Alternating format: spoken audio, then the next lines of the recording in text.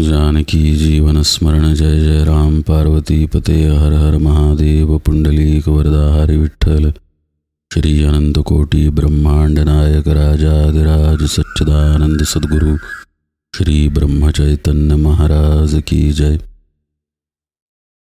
श्री महाराजांच्या सेवेमध्ये आपण संत श्री नामदेव महाराजांचा हरिपाठ पाहतोय। कालपर्यंत आपले 15 अभंग झाले।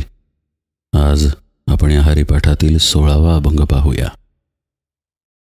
या 16व्या अभंगात नामदेव महाराज म्हणतात, रामकृष्ण माळा घालिता आढळ, तुटेल भवजाळ मायामोह, होशील तू साधू न पावसी बाधू, पूर्ण ब्रह्मानंदू तृष्टेल तुझ, जपता राम नाम पुरती सर्व काम, आदि अंती नेम साधेल तुझ, नामामणे कृतार्थ सर्व मनोरथ, न लगती ते अर्थ मायापाश।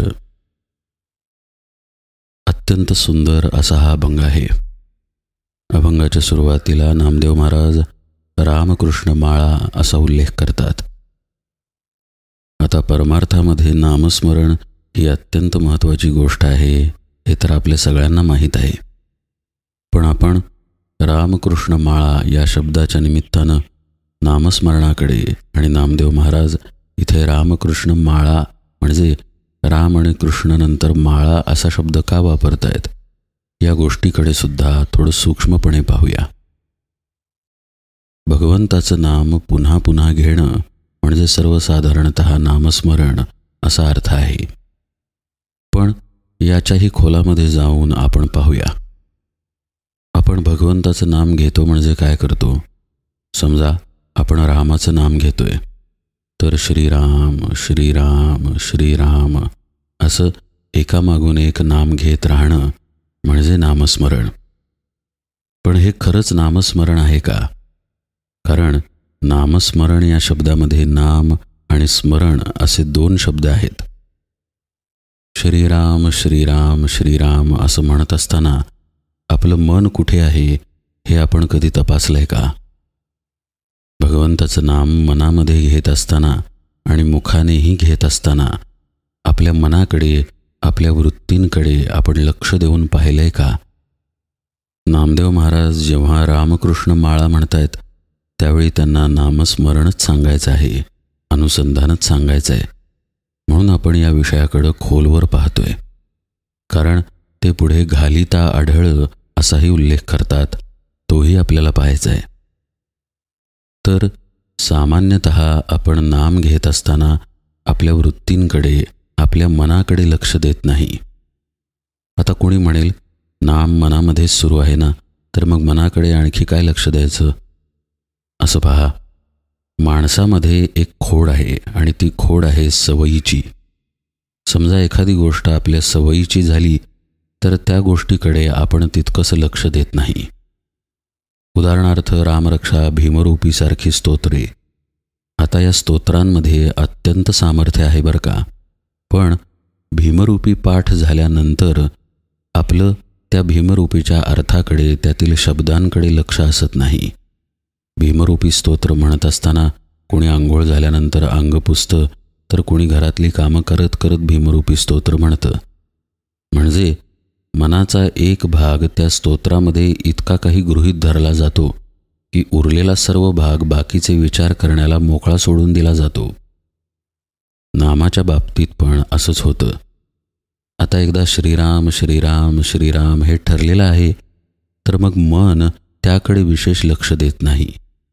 श्रीराम श्रीराम श्रीराम सुरू असतानाही मनामध्ये नाना तऱ्हेचे विचार खेळत राहतात। उद्या काय करायचं आहे, बाहेर समाजात काय चाललंय, घरात काय चाललंय, हा काय म्हणाला, ती काय म्हणाली, अनंत प्रकारचे विचार। असं नामस्मरण संतांना अपेक्षित नाही।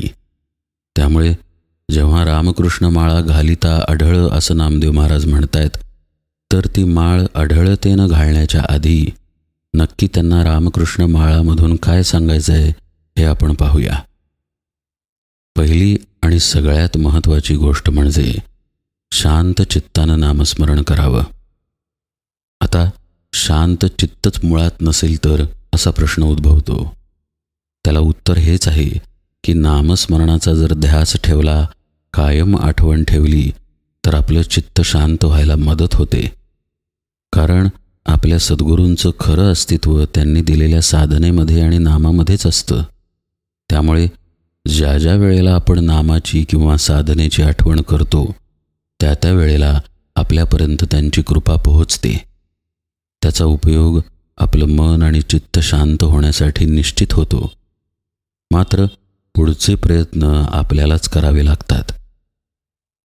नीट शांतपणे विचार करून आपल्या दिवसभराच्या धकाधकीमध्ये आपणच एखादी वेळ निवडावी.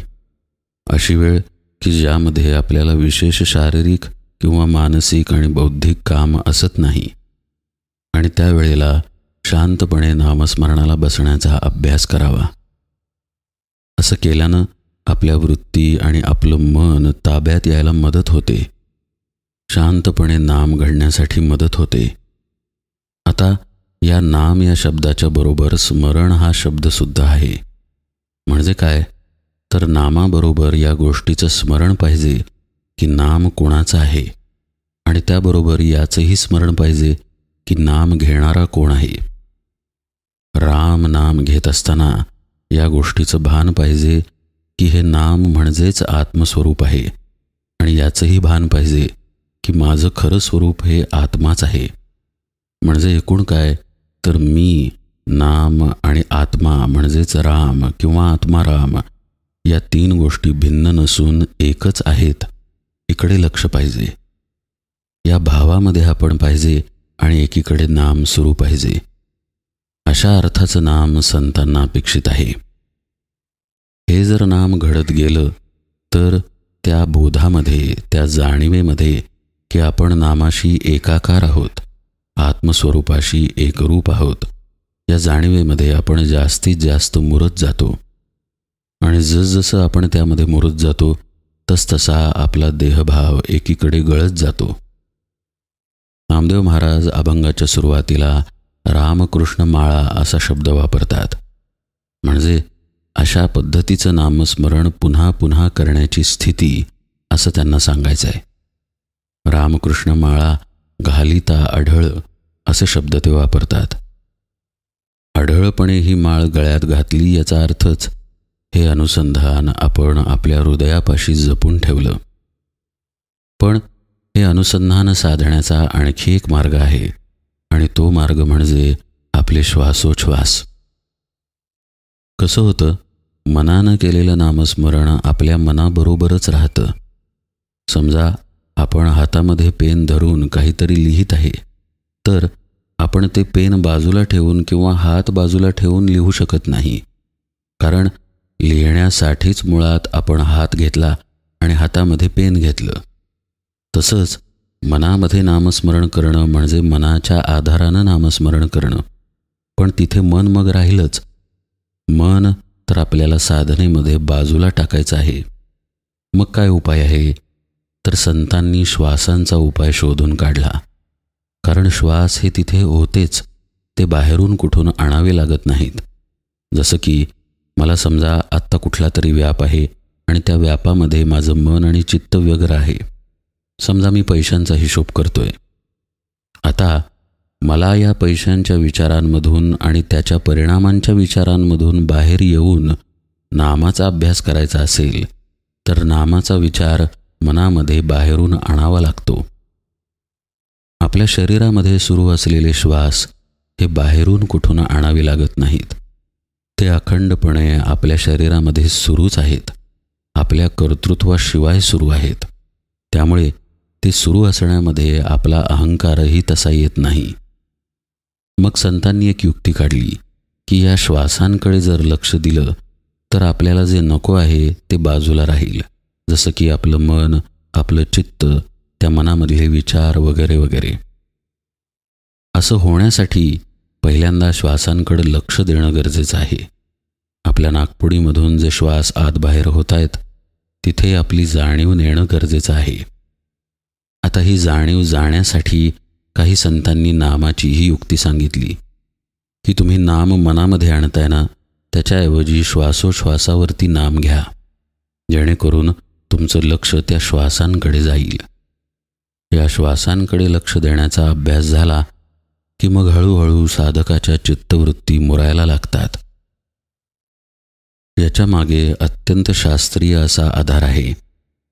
आपल्या मनामध्ये येणारे विचार, आपल्या चित्ताची होणारी तगमग किंवा हालचाल ही आपल्या श्वासांवरती अवलंबून आहे आणि आपले श्वास हे मन आणि चित्तावरती अवलंबून आहेत. हे जे परस्परावलंबित्व आहे याचा उपयोगच साधकाला होतो. म्हणजे यातील एखादी गोष्ट शांत झाली की दुसरी शांत होतेच होते. जसं की आपलं मन आणि चित्त जेव्हा शांत असतं तेव्हा आपले श्वासही संथ लयीमध्ये सुरू असतात. त्याच्या उलट जेव्हा श्वास संथ लयीमध्ये येतात तेव्हा आपोआपच मन आणि चित्त पांगळ पडतं, त्याला फारशी हालचाल करता येत नाही. एखादं वासरू दाव्याला बांधतात पहा, आणि ते दावं लाकडाच्या खोडाला बांधलेलं असतं. बांधल्या बांधल्या ते वासरू फार उड्या मारायला लागतं, इकडे तिकडे फिरायला लागतं. पण काही वेळानं त्याच्या लक्षात येतं की आपण फिरून किंवा दंगा करून काहीही उपयोग नाही. तेव्हा ते शांत बसून राहतं किंवा कधीकधी नुसतं दमल्यामुळे सुद्धा शांत होतं. आपल्या मनाचं सुद्धा असंच होतं. हा जो खुंटा आहे ज्याला ते वासरू बांधलेला आहे ते आपले श्वास आहेत असं समजा, किंवा ज्या दोरीनं त्या खुंट्याला वासरू बांधलेला आहे ती दोरी म्हणजे श्वास आहेत असं समजा. श्वासांपाशी आपण निग्रहानं घट्ट राहिलो की हळूहळू मन आपल्या ताब्यात येतं आणि नंतर शांत होतं. अशी ही पद्धत आहे. कुणी म्हणेल की एकदम श्वासांचा विषय इथे आला कुठून? तो विषय आला कारण नामदेव महाराज रामकृष्ण माळा असा शब्द वापरतात. राम आणि कृष्ण हे दोन शब्द संत वाङ्मयामध्ये इडा आणि पिंगळा नाडीला दर्शवतात. नामदेव महाराज म्हणतायत, या इडा पिंगलेची माळ तुम्ही घाला, म्हणजेच अखंडपणे श्वासांकडे लक्ष देण्याचा अभ्यास करा. इथला माळा हा शब्द हा अभ्यास अखंडत्वानं करण्याला निर्देशित करतो. कारण एकापुढे एक मणी ठेवत जाणं म्हणजे माळा होते.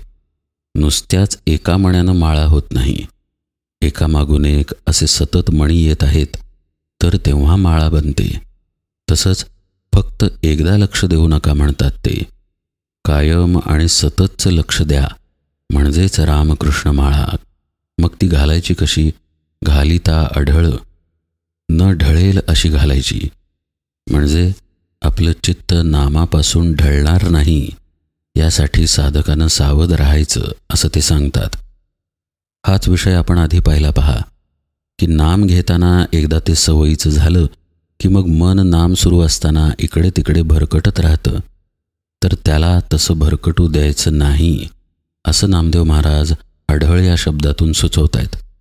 किंवा श्वासांकडे लक्ष देत असताना सुद्धा किंवा श्वासांकडे लक्ष देत नाम घेत असताना सुद्धा त्याला भरकटू न देणे या बाबतीत सावध राहणं म्हणजेच घालिता अढळ.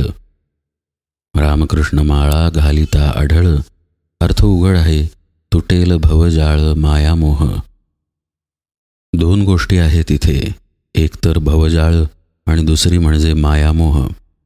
या दोन्ही गोष्टींची बाधा साधकाला राहत नाही असं नामदेव महाराज म्हणतायत. राहीलच कशी?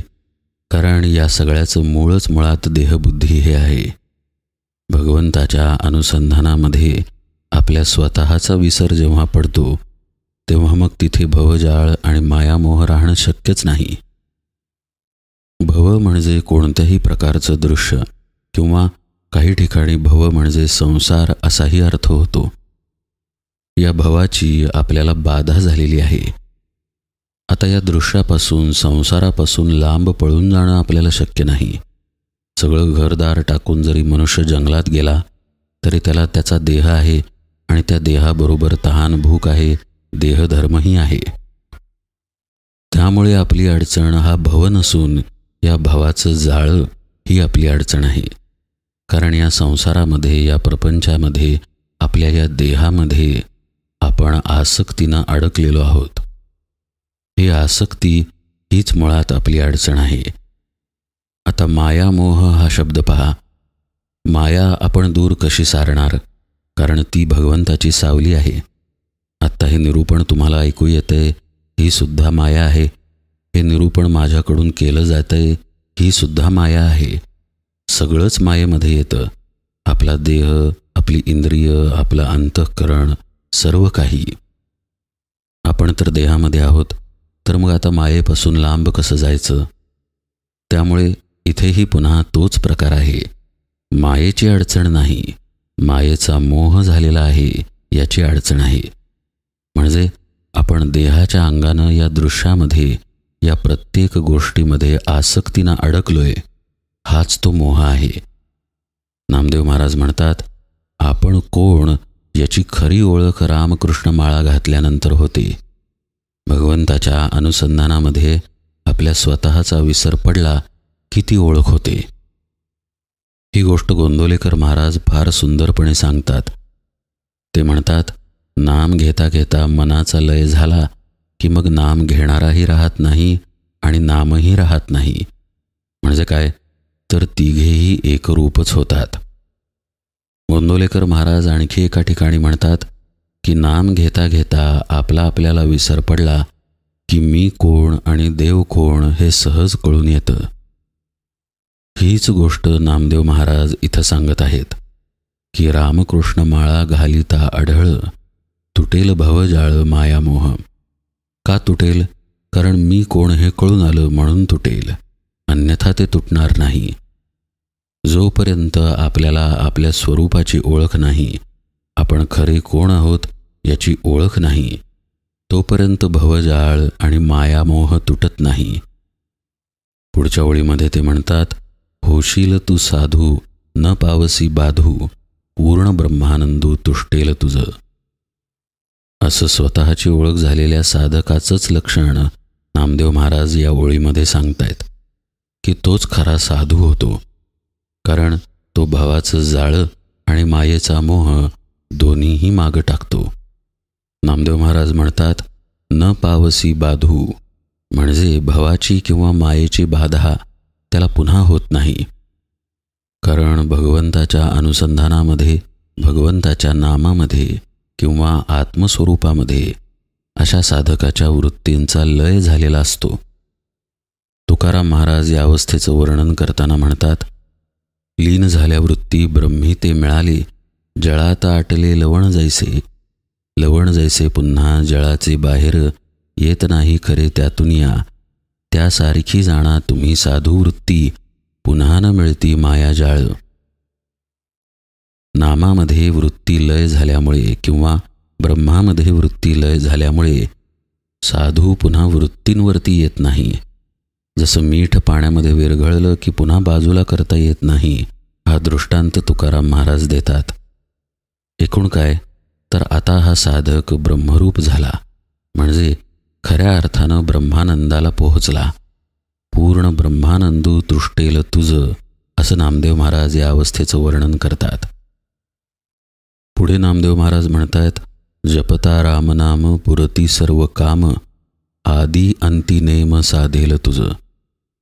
हा सर्व विषय आपण यथावकाश पाहूया.